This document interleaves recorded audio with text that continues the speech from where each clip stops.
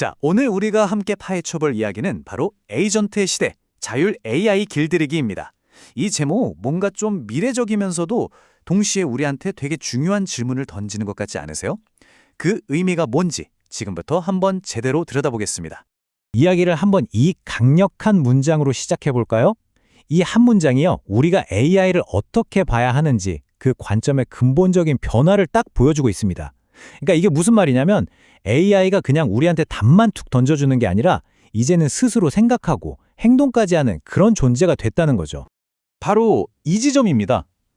우리는 단순히 정보를 분석하고 제안만 하던 AI 시대를 지나서요, 스스로 판단하고 필요한 조치까지 실행하는 시대, 이걸 바로 에이전틱 AI라고 부르는 건데요. 이제 이 시대로 우리가 본격적으로 들어가고 있는 겁니다. 단순히 시키는 일만 하던 수동적인 조수에서 이제는 게임에 직접 뛰어드는 능동적인 참여자가 된 거예요. 자, 그러면요. 이렇게 스스로 행동하는 새로운 AI가 가장 중요하면서도 어쩌면 가장 위험하게 쓰일 수 있는 곳, 거기가 어디일까요? 바로 국가 방위, 그러니까 전장입니다. 여기서는요, AI가 있으면 좋다, 이런 수준을 넘어서서 생존을 위한 필수 조건이 되어가고 있습니다. 이 자료를 좀 보세요. 지금 우리 군이 바로 국방 AX를 위한 골든타임에 서 있다고 하죠. 여기서 AX라는 건 AI 트랜스포메이션, 그러니까 인공지능 전환을 말하는 건데요. 기존 시스템을 그냥 업그레이드하는 게 아니라 아예 AI 중심으로 판을 새로 짜는 걸 의미합니다. 지금 이 상황이 왜 골든타임이냐? 그만큼 위기감이 크다는 뜻입니다. 낡아빠진 시스템, 여기저기 흩어져 있는 데이터, 이걸 지금 당장 바꾸지 않으면 미래 전장에서 살아남을 수 없다. 바로 이 얘기죠. 그럼 우리 군이 지금 당장 마주한 문제가 구체적으로 뭐냐? 이게 심각합니다. 일단 데이터가 육군, 해군, 공군 다 따로 놀아요. 사일로처럼 꽉 막혀 있다는 거죠. 시스템은 또 너무 낡아서 서로 호환도 안 되고요. 상황이 이렇다 보니까 AI가 뭘 보고 배우겠어요? 데이터가 없는데.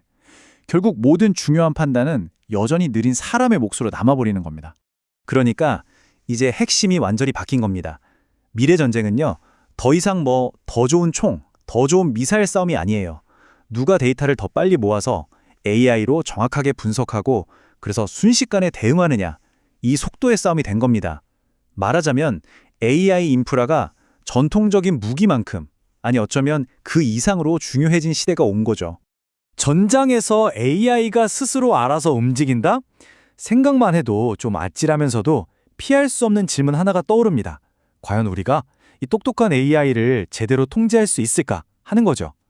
바로 이 지점에서 자율 AI가 필요하다는 명제는 곧바로 이걸 어떻게 안전하게 관리할 것인가 하는 거대한 보안 문제랑 딱 마주치게 됩니다.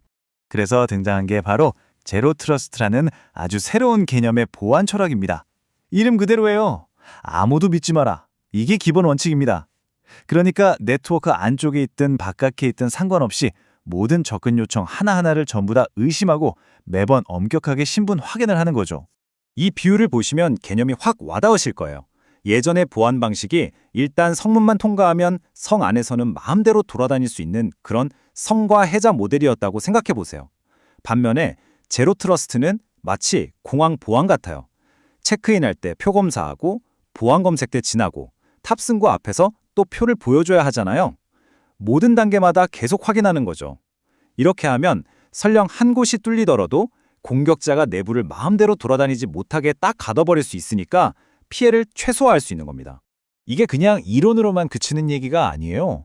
이미 마이크로소프트나 시스코 같은 세계적인 테크 기업들이 이 문제를 해결하려고 아주 적극적으로 나서고 있어요. 이들의 주장은 명확합니다. 이제는 단순히 누가 시스템에 접근하는지만 볼 게 아니라 그 안에서 자율 AI가 무슨 행동을 하는지 그 행동 자체를 통제해야 한다는 겁니다.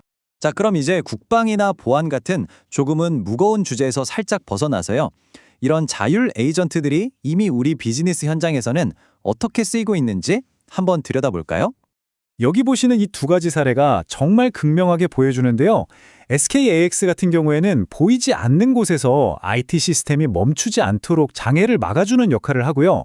또 쿠팡에서는 우리가 매일 들어가는 그 쇼핑 페이지를 AI가 직접 만들어주고 있다는 겁니다. 정말 다르면서도 둘 다 대단하죠. 특히 SKAX의 서비스는 IT 운영 방식이 어떻게 진화해야 하는지를 상징적으로 보여주는 사례라고 할 수 있어요. 생각해 보세요. 예전에는 문제가 터지고 나면 사람이 달려가서 고쳤죠.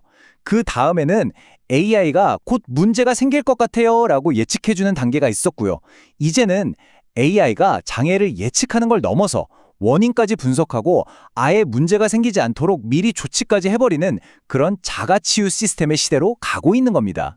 쿠팡 사례는 더 재미있어요. AI 에이전트가 그냥 복잡한 상품 정보를 분석만 하는 게 아니고요.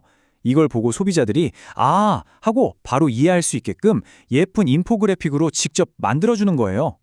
거의 창의적인 일까지 하고 있는 거죠. 이러면 판매자들은 얼마나 편하겠어요. 정말 일이 획기적으로 줄어드는 거죠.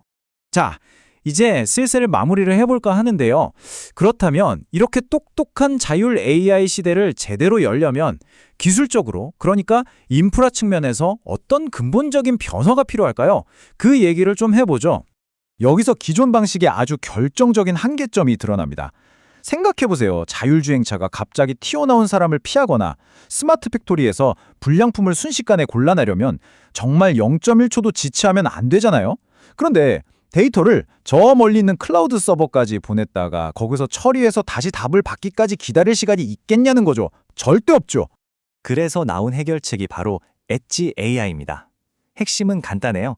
데이터를 저 멀리 중앙 서버까지 보낼 필요 없이 데이터가 만들어지는 바로 그 현장, 그 엣지에서 AI가 바로 처리해버리는 겁니다. 그러려면 프로세서도 달라져야겠죠? 이것저것 다 할 줄 아는 범용 프로세서, GPU 말고요. 오직 AI 연산 하나만을 위해 태어난 전문가, 바로 NPU, AI 전용 칩이 여기서 핵심적인 역할을 하게 되는 겁니다. 그리고 이것도 더 이상 미래 얘기가 아닙니다. 이미 현실이에요. 포스코 DX 같은 기업은 벌써 실제 공장에 NPU 기반의 엣지 AI를 도입해서 전체 제조 공정을 실시간으로 제어하고 있습니다. 이게 바로 클라우드가 아니라 현장에서 AI가 직접 움직일 때 얼마나 강력한 힘을 발휘하는지를 보여주는 아주 좋은 예시죠. 정리해보면 AI는 이제 스스로 우리 요금을 내주고 공장을 돌리고 심지어 전쟁까지 할 수 있게 됐습니다. 인간의 직접적인 개입 없이도요. 그렇다면 이제 우리가 던져야 할 질문은 바뀝니다. 더 이상 AI가 이걸 할 수 있나가 아니라 AI가 이걸 하도록 둬도 괜찮은가 하는 질문이죠. 기술적으로 가능하다는 사실이 과연 우리가 모든 걸 맡겨도 된다는 뜻일까요? 아마 이 질문에 대한 답을 이제 우리 모두가 함께 찾아야 할 시간이 온 것 같습니다.